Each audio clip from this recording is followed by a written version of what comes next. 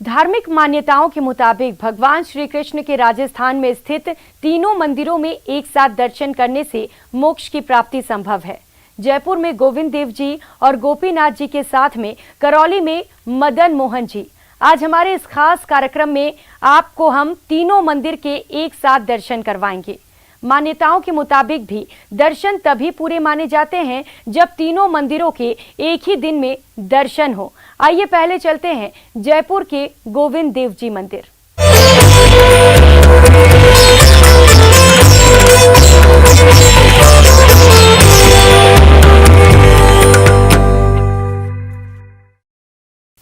गोविंद देव जी का मंदिर जयपुर का सबसे प्रसिद्ध बिना शिखर वाला मंदिर है। ये चंद्र महल के पूर्व में बने जन निवास बगीचे के मध्य अहाते में स्थित है। भगवान श्री कृष्ण के प्रपौत्र वज्रनाभ ने अपनी माता से सुने गए भगवान श्री कृष्ण के स्वरूप के आधार पर 3 विग्रहों का निर्माण करवाया। इनमें से पहला विग्रह है गोविंद देव जी का।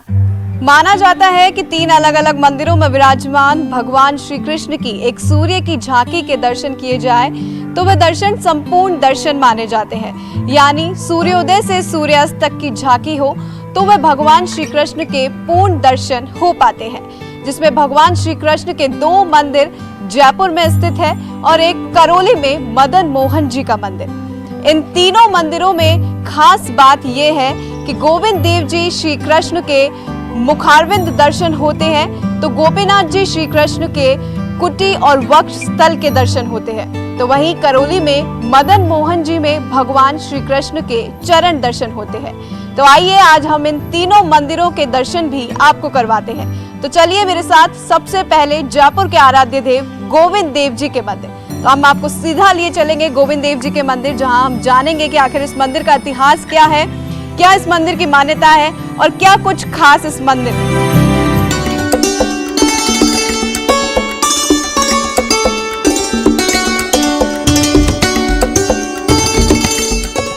गोविंद देव जी को जयपुर का आराध्य देव कहा जाता है। कहा जाता है कि भगवान श्री कृष्ण के प्रपौत्र और मथुरा के राजा वज्रनाभ ने अपनी माता से सुने गए भगवान श्री कृष्ण के स्वरूप के आधार पर 3 विग्रहों का निर्माण कराया था। इनमें से पहला विग्रह है गोविंद देव जी का और दूसरा विग्रह जयपुर के ही श्री गोपीनाथ जी का है। तीसरा विग्रह है मदन मोहन जी करौली मंदिर का। जयपुर के आराध्य देव गोविंद देव जी के मंदिर के प्रांगण में मैं इस वक्त मौजूद हूँ। माना जाता है कि राजस्थान का सबसे बड़ा प्रांगण गोविंद देव जी के मंदिर में ही मौजूद है और इस प्रांगण की विशेष तौर पर बात कही जाए तो सबसे कम पिलरों पर यह प्रांगण बना हुआ है, जहाँ लाखों की भीड़ में श्रद्धालु उमड़ते हैं, भारी संख्या में भीड़ जुटती है। और वहीं आप प्रांगण में भी देख पाएंगे कि कैसे यहाँ पर पुराने ज़माने की कारीगरी की गई है, क्योंकि इस मंदिर का इतिहास क्या है, कब से ये यहाँ स्थापित है, क्या मान्यताएं है इस मंदिर। देखिए, मंदिर का इतिहास तो बहुत पुराना है। ठाकुर जी जो है वृंदावन से ठाकुर जी को यहाँ लाया गया था। ठाकुर जी का पुराना मंदिर वृंदावन गोमा टीला में है, लाल मंदिर के नाम से प्रख्यात है। मुगलों ने आक्रमण करके मंदिर को ध्वस्त कर दिया। वहाँ से ठाकुर जी की जो बहुत ही सुंदर प्रतिमा है, वहाँ से ये लाया गया ठाकुर जी को। यहाँ के जो राजा हैं हमारे मान सिंह जी, उन्होंने यहाँ पे इनको स्थापित किया और हमारे आदरणीय गोस्वामी जी ने इनकी सेवा पूजा का भार संभाला और तभी से ही ये सारी परंपराएं, दर्शन की व्यवस्थाएं, मंदिर की, ये सब चली आ रही है। माना जाता है कि श्री कृष्ण के प्रपौत्र ने ये मूर्तियाँ बनवाई थी, एक सूरज झांकी से कंप्लीट होती है, तो ये सूरज झांकी क्या है? देखिए, श्री कृष्ण जी के जो प्रपौत्र हैं ब्रजनाभ जी, उन्होंने इस विग्रह का निर्माण किया और ये विग्रह आपको सुन के बहुत आश्चर्य होगा। ये विग्रह उस पाषाण का बना हुआ है, कंस ने जो इनके भाइयों की हत्या की थी जिस पत्थर पे, उसी पत्थर की ये प्रतिमाएं बनी हुई हैं। और प्रतिमा 3 बनी थी। पहली प्रतिमा जब बनाई तो उन्होंने अपनी दादी को दिखाया तो दादी ने बोला, बेटे इसके चरण बिल्कुल ठाकुर जी जैसे साक्षात है, जो स्थापित है करौली में। इसके अलावा दूसरी बनाई, दूसरा वक्ष स्थल जो कि स्थापित है अपने जयपुर में ही, पुरानी बस्ती मंदिर है यहाँ पे। मदन मोहन जी। तीसरी उन्होंने बनाई ठाकुर जी की छवि। तो दादी को जब बुलाया तो जब इससे पर्दा हटाया तो दादी ने घूंघट कर लिया। तो ठाकुर जी का जो श्रीमुख है, जो मुखारबिंद है, वो साक्षात ठाकुर जी जैसा ही है। और यहाँ साक्षात ठाकुर जी विराजमान है और मान्यता है ठाकुर जी जयपुर के आराध्य हैं और राजा हैं। पहले तीनों विग्रह मथुरा में स्थापित थे, किंतु 11वीं शताब्दी ईस्वी के प्रारंभ में मोहम्मद गजनवी के आक्रमण के भय से इन्हें जंगल में छिपा दिया गया। 16वीं शताब्दी में चैतन्य महाप्रभु के आदेश पर उनके शिष्यों ने इन विग्रहों को खोज निकाला और मथुरा वृंदावन में स्थापित कर दिया। सन 1669 में जब औरंगजेब ने मथुरा के समस्त मंदिरों को नष्ट करने का आदेश दिया तो गौड़ी संप्रदाय के पुजारी इन विग्रहों को उठाकर जयपुर ले आए। इन तीनों विग्रहों को जयपुर में ही स्थापित कर दिया गया। गोविंद देव जी को जयपुर के शासक माना गया और वहां शासकीय मर्यादा लागू हुई। गोविंद देव जी जयपुर के राज परिवार के इष्ट देव हैं और शहर के संस्थापक जय सिंह और उसके बाद सभी शासकों ने गोविंद देव जी की भक्ति की है। जयपुर के बीचों बीच बसा है मंदिर, हृदय कहा जाता है जयपुर का। तो ऐसे में क्या कुछ चारों तरफ आसपास रौनक रहती है? देखिए, जयपुर की जो लाइफ लाइन है वो ठाकुर जी है। ठाकुर जी के यहाँ से ही सारी चीज़ें प्रारंभ होती है। सुबह कोई अपने काम पे जा रहा है, नौकरी पे जा रहा है, कोई अच्छे कार्य के लिए जा रहा है, किसी भी चीज़ के लिए जा रहा है तो ठाकुर जी के पहले दंडवत करके प्रणाम करके फिर आगे वो अपने काम के लिए निकलता है। गोविंद देव जी मंदिर में बात की जाए सत्संग प्रांगण की तो वे अपने आप में अनोखा सत्संग का स्थान माना जाता है। बताया जाता है कि 5000 लोग यहाँ पर बैठ सकते हैं। सत्संग भवन एक भी पिलर्स पर नहीं खड़ा है, बिना पिलर्स के खड़ा है। हम तस्वीर के जरिए भी आपको दिखाएंगे कि सत्संग भवन में कम से कम 5000 से ज्यादा लोगों की कैपेसिटी है और एक भी पिलर पर मंदिर जो सत्संग भवन है वो नहीं खड़ा है। तो इस वजह से सत्संग भवन आकर्षण का केंद्र बनता है और जिस पे कारीगरी की गई है वो पुराने तौर पर की गई है, संस्कृति से रूबरू है, राजस्थान की संस्कृति से यह हमें रूबरू कराती है जो यहाँ की कारीगरी है। तो बारीकी से हम दिखाएंगे। मैं कैमरामैन से चाहूँगी कि बारीकी से आप इसकी कारीगरी को दिखाएगी, कैसे इस पे जो है पत्थरों पर पेंटिंग्स की गई है। राज परिवार को ये दर्शाता है। पूरा पौराणिक और सांस्कृतिक तौर पर देखा जाए तो राजस्थान की कला और संस्कृति से ये सत्संग बना हुआ है और करीब 5000 लोगों की कैपेसिटी है कि इसमें एक साथ 5000 लोग आ सकते हैं और बिना किसी पिलर पर ये मंदिर खड़ा है। करीब 5 साल हो चुके हैं सत्संग भवन को बने हुए। गोविंद देव जी परिसर में गोविंद सागर कुआं भी मौजूद है। कुएं का एक अनोखा इतिहास है। करीब 300 साल पुराना ये कुआं, जिसमें मान्यताओं के मुताबिक कुएं का पानी अमृत के समान है। भक्तों का कहना है कि ये पानी नहीं, अमृत है। गोविंद देव जी परिसर में कुआं भी मौजूद है जिसमें माना जाता है कि कुएं में अमृत के समान जल है और इस जल को पीने से सारी बीमारियां दूर हो जाती है। गोविंद सागर कुआं भी इसके नाम से भी इसे जाना जाता है। वहीं हम बातचीत करेंगे, क्या कुएं की स्पेशलिटी है और क्यों यहाँ पे पानी पिया जाता है? यहाँ से पिया जाता है पानी। इसमें मतलब पीपल की जड़ें हैं इसमें और जड़ी बूटियाँ हैं, उसके साथ पानी बहुत अच्छा है। 300 साल पुराना पानी है और गोविंद सागर का पानी बोलते हैं इसको। और ठाकुर जी का इससे खाना वाना बनता है। इससे blood pressure, sugar, TB, cancer तक वाले लोग ले जाते हैं। देखिए, यहाँ जो पानी पी रहे हैं उनसे भी बातचीत करेंगे। सर, क्यों पिया जाता है? ये जल अमृत के समान है और इससे कई बीमारियों का नाश होता है। जैसे कोई बीपी है, ब्लड शुगर है, डायबिटीज है, इसके पानी से ही उसका इलाज होता है, समझ लो। गोविंद देव जी परिसर में मदन मोहन का भी मंदिर मौजूद है, जो कि 1800 ईस्वी में सवाई प्रताप सिंह द्वारा स्थापित किया गया था। माना जाता है कि वो मंदिर रानियों के लिए ही बनाया गया था। उस मंदिर में पुरुषों का प्रवेश निषेध था।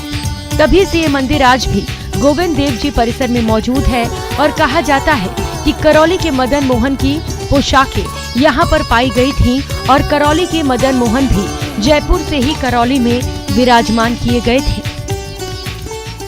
अभी आपने भगवान श्री कृष्ण के मुखारबिंद के दर्शन किए और अब हम आपको दर्शन करवाएंगे भगवान के कटी और वक्षस्थल के, जो जयपुर के गोपीनाथ जी मंदिर में मौजूद है। तो चलिए हम आपको सीधे लिए चलते हैं गोपीनाथ जी के मंदिर, जहां हम मंदिर के अतीत के बारे में, मान्यताओं के बारे में जानेंगे। चलेंगे मंदिर के अंदर।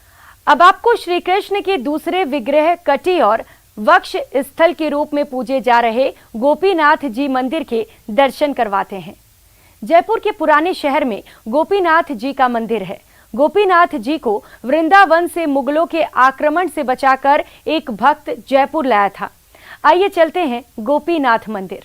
मैं मौजूद हूँ। ये मंदिर अपने आप में एक इतिहास रचे हुए हैं और इसका चमत्कार जो है हमें हर जगह देखने और सुनने को मिलता है। वही पंडित जी मेरे साथ मौजूद हैं, जिनसे हम जानेंगे कि आखिर मंदिर का इतिहास क्या है, कितना पुराना ये मंदिर है और सूरज झांकी में दूसरी झांकी यहाँ पर देखी जाती है।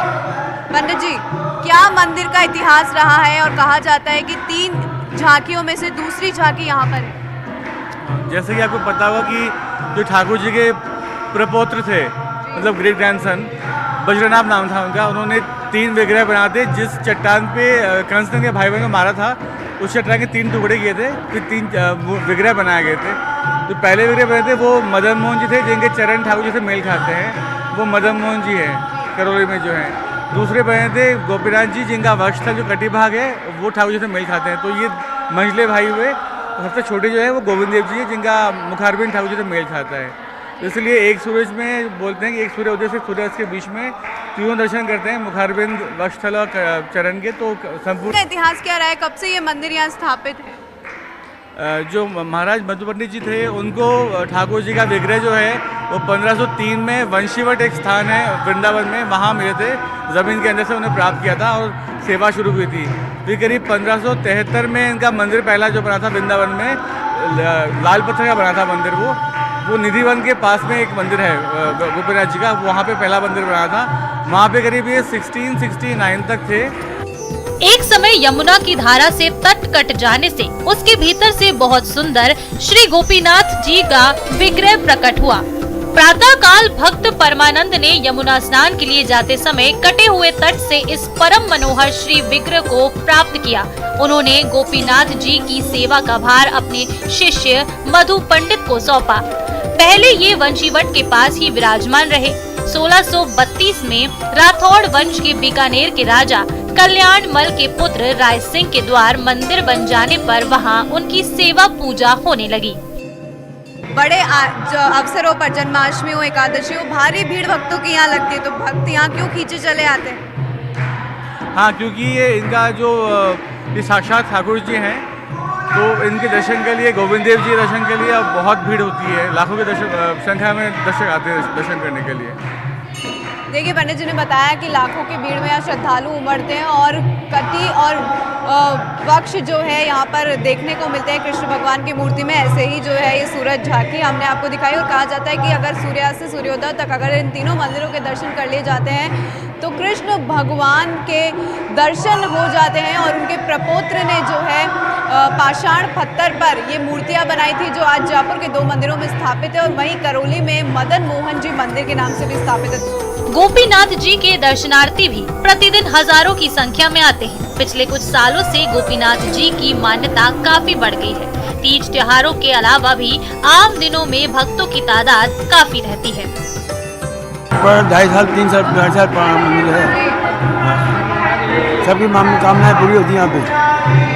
ओ राधा इतना बता दो जरा, तेरा दीवाना कैसे हुआ सावरा। राधा इतना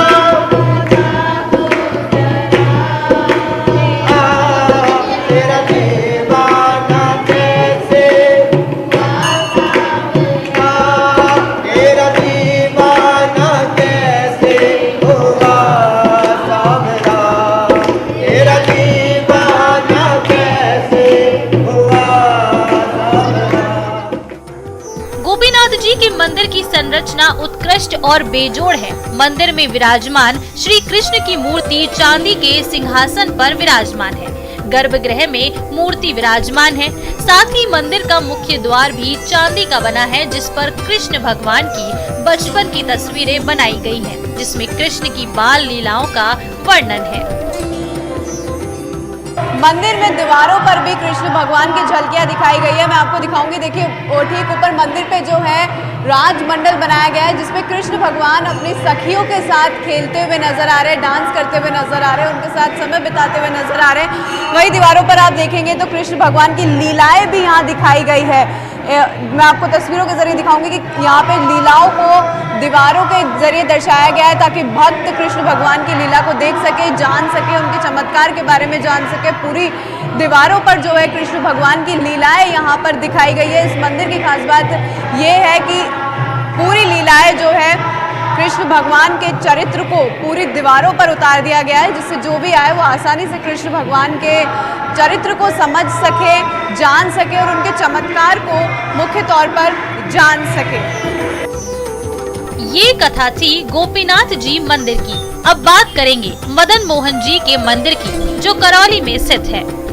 हमने आपको भगवान के कटी और वक्ष स्थल के दर्शन करवाए, साथ ही मुखारबिंद के भी दर्शन हमने भक्तों को करवाए। तो चलिए अब तीसरी झांकी को हम कंप्लीट करेंगे और आपको सीधा लिए चलेंगे करौली के मदन मोहन मंदिर में, जहां पे भगवान श्री कृष्ण के चरणों के हम दर्शन करेंगे। श्री कृष्ण का तीसरा विग्रह मदन मोहन जी है। मदन मोहन जी का मंदिर करौली में स्थित है। मदन मोहन मंदिर ऐतिहासिक महत्व रखता है। मदन मोहन जी की प्रतिमा दिव्यता से भरी हुई है।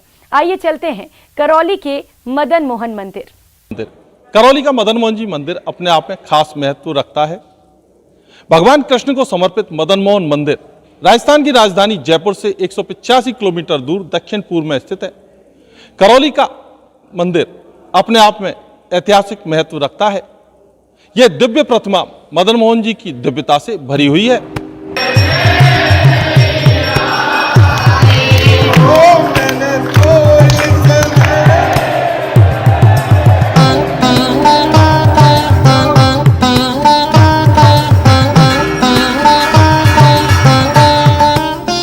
भगवान श्री कृष्ण के अनेक नामों में से एक मदन मोहन भी है।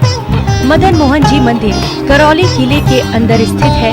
मदन मोहन जी मंदिर का निर्माण महाराजा गोपाल सिंह ने करवाया था।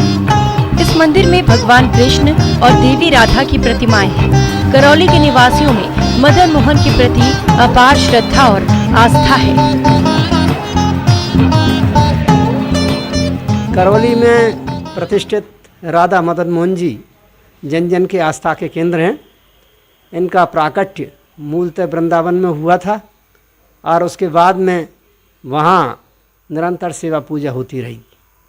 ये सनातन गोस्वामी के आराध्य थे, उन्हीं के द्वारा इनका प्राकट्य किया गया था। उसके बाद में जैसे जैसे मुगलों का शासन विस्तारित हुआ, उस स्थिति में प्रतिमाओं की सुरक्षा के लिए गोसाइयों ने प्रयास किए और जयपुर का राजा महान धार्मिक था तो उससे संपर्क किया और ये प्रतिमा 1737 में जयपुर आके पहुंची। रास्ते में कामा और कुम्हेर होती हुई और जयपुर के जयनिवास बाग में इसको स्थापित किया गया।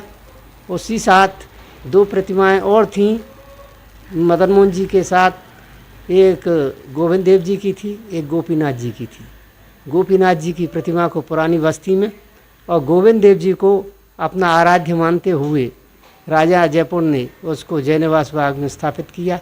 इनको अलग वहाँ मंदिर प्रतिष्ठा था, लेकिन कुछ समय ये वहाँ, वैसे 5 साल ये जयपुर में रही है ये प्रतिमा और 1743 में ये करौली आई थी। करौली के राजा और जयपुर के राजा रिश्तेदार थे, तो वैसे भी कृष्ण के वंशज होने के कारण मदन मोहन जी में इनकी पूरी आस्था थी और जयपुर के राजा को अनुरोध किया कि मदन मोहन जी की प्रतिमा को एक अतिथि के रूप में हमारे करौली के लिए भेंट की जाए। हम मान्यताएं तो यहाँ ये है कि साहब जो भी आता है अपनी मनोकामना सिद्ध करने के लिए आता है मदन मोहन जी महाराज में। फिर दूसरी बात क्या है कि बहुतों का तो ऐसा है कि ये कुल देवता के रूप में इसको पूछते हैं, बहुत से इसको भैरव के नाम से पूछते हैं। अलग अलग इनकी मान्यताएं, बड़े बड़े दूर से क्या अंतर्राष्ट्रीय स्तर पर क्या लोग दर्शनों के लिए यहाँ मदन मोहन जी महाराज के लिए आते हैं।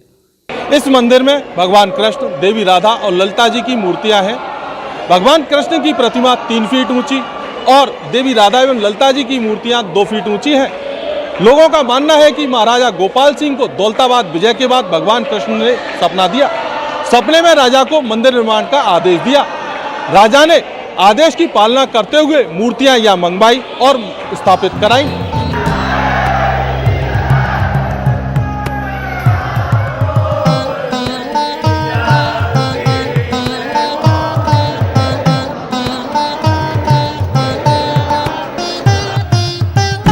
मदन मोहन मंदिर में भगवान कृष्ण और देवी राधा और ललिया जी की मूर्तियां हैं। लोगों का मानना है कि दौलताबाद को जीतने के बाद एक बार महाराजा गोपाल सिंह ने भगवान श्री कृष्ण को अपने सपने में देखा। श्री कृष्ण ने राजा को अपना मंदिर बनवाने का निर्देश दिया था।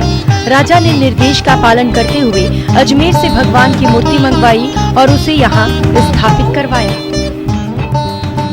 करौली में कृष्ण भगवान के भारत की भूमि पर पूरे आर्यावर्त पर जितने भी मंदिर हैं उनमें एक अलग महिमा, अलग स्थापत्यता, एक अलग महत्वता है। करौली में जो श्री मदन मोहन बंसीवाले का जो श्री विग्रह है उसमें भगवान के चरणों को प्रतिपादित करते हुए कृष्ण भगवान की अनुपम मूर्ति है। अनुपम लोगों का इस पर भरोसा है, इतनी आस्था है कि लोग अपने दिन की शुरुआत मदन मोहन के चरणों की मंगला आरती से करते हैं और शाम की शयन आरती से ही करौली शहर का शयन होता है। करौली शहर की पूरे नगर की सारी व्यवस्थाएं मदन मोहन जी के मंदिर से संचालित होती हैं। इसके अनुसार ही सारी ऋतुएं, सारे तीर्थ, सारे उत्सव, सारे कार्यक्रम दिन की से सुबह से लेकर शाम तक की सारी व्यवस्थाएं करौली शहर की संचालित होती हैं। मदन मोहन को 7 बार भोग लगाया जाता है। उन्हें मिष्ठान काफ़ी प्रिय है। भगवान को दोपहर राजभोग एवं रात को शयन भोग लगाया जाता है। शेष 5 भोगों में मिष्ठान आदि रहते हैं। इनमें खिरसा, लड्डू, रसगुल्ले, गूंजा जैसी मिठाइयाँ होती हैं। भगवान को विशेष मौक़ों पर 56 भोग लगाया जाता है। इसमें 56 प्रकार के पकवान होते हैं। 56 भोग के लिए विशेष तैयारियां की जाती हैं। मदन मोहन मंदिर की संरचना अद्भुत है। मंदिर के निर्माण में करौली के पत्थरों का इस्तेमाल हुआ है, जिसकी वास्तुकला मन को मोह लेती है। मंदिर के गर्भगृह के चक्करदार पथ पर चित्रों की एक बड़ी संख्या को भी देखा जा सकता है। मंदिर के प्रवेश द्वार से गर्भगृह के बीच लंबा चौबारा है। गर्भगृह में सुंदर नक्काशियां भी हैं। मुख्य मंदिर के अलावा मंदिर परिसर में कई और मूर्तियां भी स्थापित हैं। चांदनी रात में मंदिर का सौंदर्य देखने लायक होता है। जहाँ तक हम समझते हैं, राजस्थान के इस हिस्से में बहुत ज़्यादा लोगों में विशेष आस्था है। यहाँ पर वर्ष में अनेकों बार मेले का भी आयोजन होता है। अमावस्या और पूर्णिमा पर विशेष आयोजन भी होते हैं। जो भी त्यौहार मनाए जाते हैं वो भी मंदिर की एक परंपरा है। गौड़िया संप्रदाय के अनुसार सब त्यौहारों का भी निर्वहन होता है और विशेष रूप से इस समय पर लोग 56 भोग के लिए भी आते हैं। एक दिन में 2-3 भक्त, अनेक श्रद्धालु आते हैं जिन पोशाकों भी अर्पण करते हैं और अपनी आस्था के साथ में भगवान का ध्यान भी करते हैं। इसमें हिंदू और मुसलमान सभी का सांप्रदायिक सौहार्द है। सभी लोगों का यह आस्था का विषय है। करौली किले में कान्हा जी यानी मदन मोहन जी का मंदिर स्थापित है। कृष्ण के अनेक नामों में से एक मदन मोहन भी है। इस मंदिर का निर्माण महाराजा गोपाल सिंह ने कराया था। इस मंदिर में भगवान कृष्ण, देवी राधा और ललिता जी की प्रतिमाएं विराजित हैं। करौली के निवासियों में भगवान कृष्ण के प्रति अपार श्रद्धा और आस्था है।